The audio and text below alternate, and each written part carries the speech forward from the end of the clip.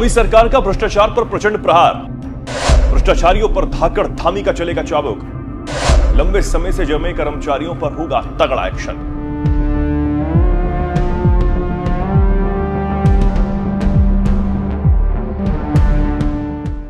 नमस्कार, बहुत स्वागत आप सभी का। मैं हूं आपके साथ चेतन पाठक और आप देख रहे हैं एनएमएफ न्यूज।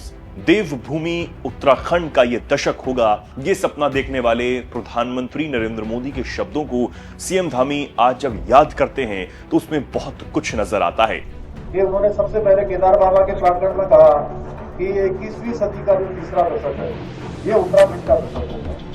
उत्तराखंड राज्य को सबसे अलग और सबसे हटकर बनाने का सपना देखने वाले मुख्यमंत्री पुष्कर सिंह धामी अपनी सरकार की नीतियों पर जोरों शोरों से काम कर रहे हैं। इसमें आगे बढ़ते हुए राज्य के हर नागरिक की परेशानियों को खत्म किया जाए, ये सरकार की प्राथमिकता है। इसके साथ चारधाम यात्रा हो या उत्तराखंड की सुंदरता देखने आने वाले पर्यटक, हर कोई सरकार के इंतजामों से खुश हो, इसके लिए खुद सीएम धामी जमीन पर काम करते हैं। लैंड जिहाद हो या थूक जिहाद, माफिया हो या फिर गुंडे बदमाश, इन सबकी कमर तोड़ने का काम भी तेजी से किया गया है। आज पहाड़ों पर रहने वाले भी अपनी मांगों को मुख्यमंत्री धामी के सामने जब रखते हैं तो उनकी बात को तुरंत सुनकर कार्रवाई की जाती है। यह विश्वास सरकार पर और बढ़ने वाली बात ही है। किसी भी तरह के भ्रष्टाचार पर सख्त कार्रवाई करने वाले सीएम धामी का रवैया भ्रष्टाचार को लेकर अब और कड़ा होने जा रहा है। उत्तराखंड को भ्रष्टाचार मुक्त बनाने के अभियान में मुख्यमंत्री पुष्कर सिंह धामी ने सख्त कदम उठाए हैं। मुख्यमंत्री आवास में 1064 एंटी करप्शन हेल्पलाइन की समीक्षा बैठक के दौरान सीएम धामी ने साफ निर्देश दिए कि किसी भी हालत में भ्रष्टाचार को बर्दाश्त नहीं किया जाएगा।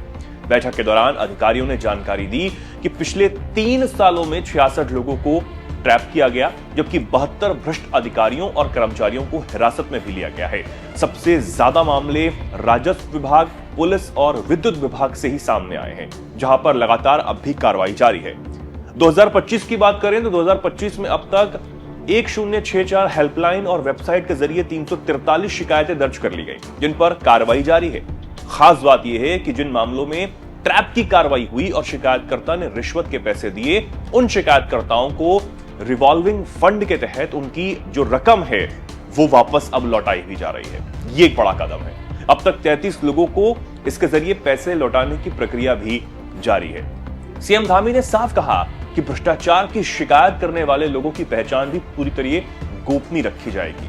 अगर शिकायत सही पाई जाती है तो शिकायतकर्ता को प्रोत्साहित भी किया जाएगा, ताकि और लोगों को इससे प्रेरणा मिल सके कि भ्रष्टाचार के खिलाफ बोलना ही है, उसको सहना नहीं है, उसमें सम्मिलित नहीं होना है।